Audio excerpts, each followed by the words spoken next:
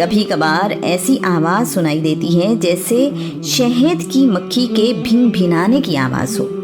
وحی کا یہ طریقہ رسول اللہ کے لیے بہت مشکل ہے۔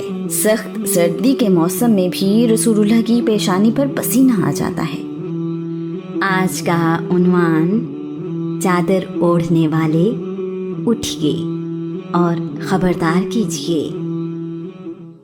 اللہ کے رسول صلی اللہ علیہ وآلہ وسلم دنیاوی اعتبار سے کسی درس گاہ میں سیکھنے نہیں گئے۔ رسول اللہ وحی کے نزول سے پہلے پڑھنا لکھنا نہیں جانتے۔ اسے عربی میں امی کہتے ہیں۔ رسول اللہ امی کیوں ہیں؟ اللہ کریم اس کی وضاحت یوں دیتا ہے۔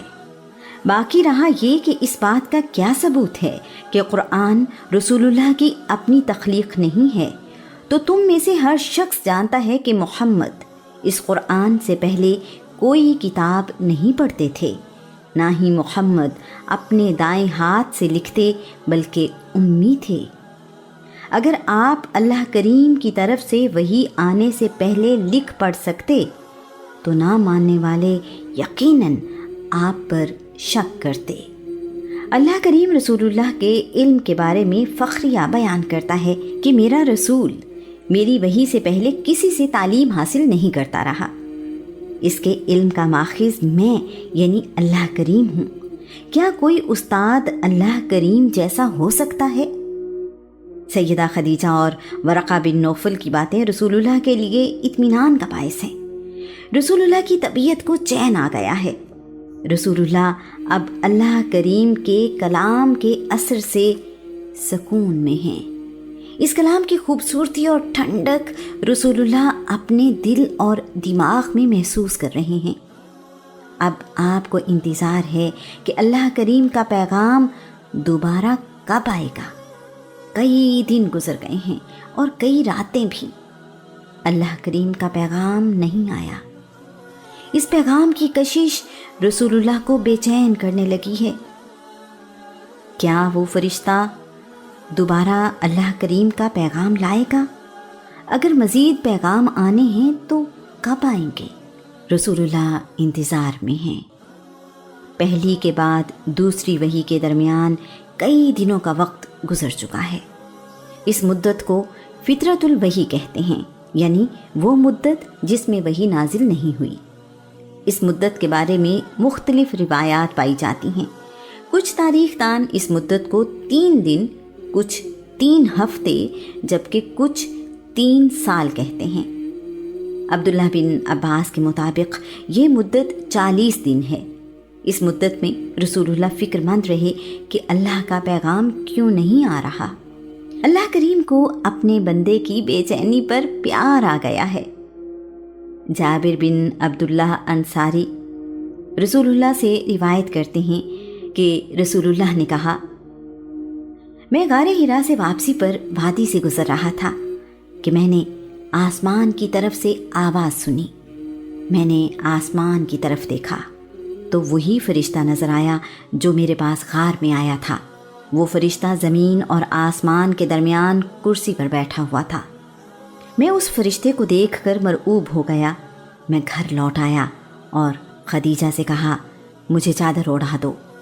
میں چادر اوڑھ کر لیٹا تو اللہ کریم نے یہ آیات نازل فرمائیں، چادر اوڑھ کر لیٹنے والے محبوب اٹھ کھڑے ہوں، انہیں خبردار کرنے کی تیاری کریں اور اپنے رب کی کبریائی بیان کریں۔ اپنے کپڑے ہمیشہ کی طرح پاک رکھیں اور بت پرستی کی ناپاکی سے اسی طرح دور رہیں جیسے پہلے رہتے ہیں۔ زیادہ حاصل کرنے کے خیال سے کسی پر احسان نہ کریں اور اپنے رب کی رضا کے لیے نہ ماننے والوں کی دی ہوئی تکلیف پر صبر کریں۔ ان آیات میں پائی جانے والی محبت پر غور کریں۔ اللہ کریم کو اپنے بندے کی بے چینی کی کتنی فکر ہے۔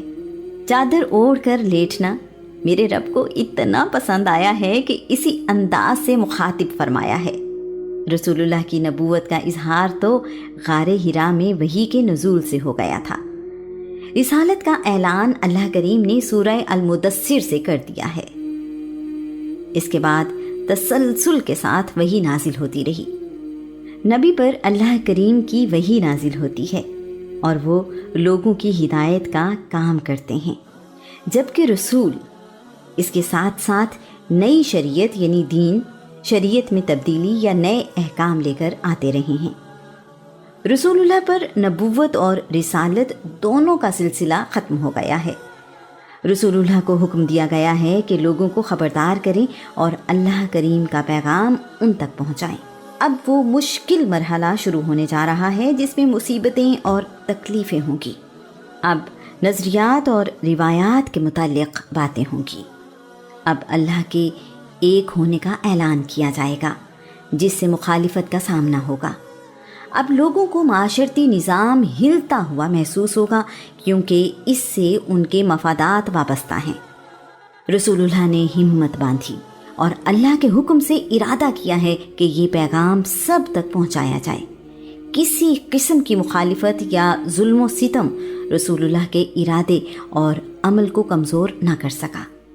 ان آیات کے نازل ہونے کے کچھ دن بعد رسول اللہ بیمار ہو گئے ہیں اور رات کی عبادت بھی نہیں کر سکے۔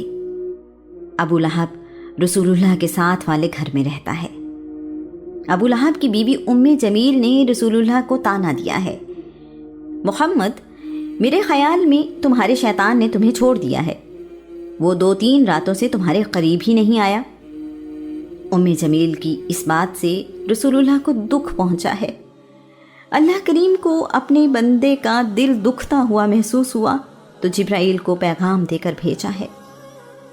دن کی قسم جب وہ روشنی بکھیرتا ہے اور رات کی قسم جب وہ پرسکون ہو جاتی ہے، آپ کے رب نے نہ آپ سے تعلق توڑا نہ ناراض ہوا ہے۔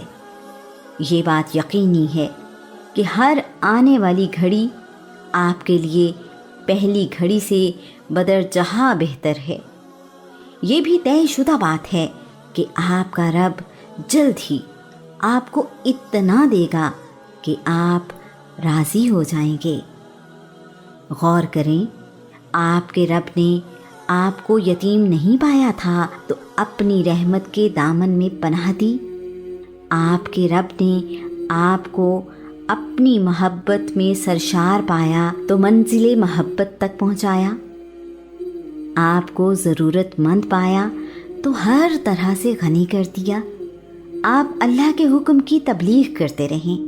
آپ کی تبلیغ اور کوشش کا نتیجہ یہ ہوگا کہ کوئی کسی یتیم کو دبا اور دھتکار نہیں سکے گا، نہ ہی کوئی کسی سوال کرنے والے ضرورت مند کو برا بھلا کہہ سکے گا۔ آپ اپنے رب کی نعمتوں کا ذکر اور انہیں عام کرتے رہیں۔ اللہ کریم نے اپنے رسول کو بڑے پیارے انداز میں دلاسا اور دل کو سکون دیا ہے۔ سورہ الضحیٰ رسول اللہ سے اللہ کریم کی محبت اور بات کرنے کا انداز دکھاتی ہے۔ اللہ کریم کو اپنے رسول کی فکر ہر لمحہ رہتی ہے، یہاں تک کہ تنگ کرنے والوں کو جواب بھی اس کائنات کا مالک خود دے رہا ہے۔ قرآن مجید تو ہمیں رسول اللہ کے ادب اور ان سے محبت کا حکم دیتا ہے۔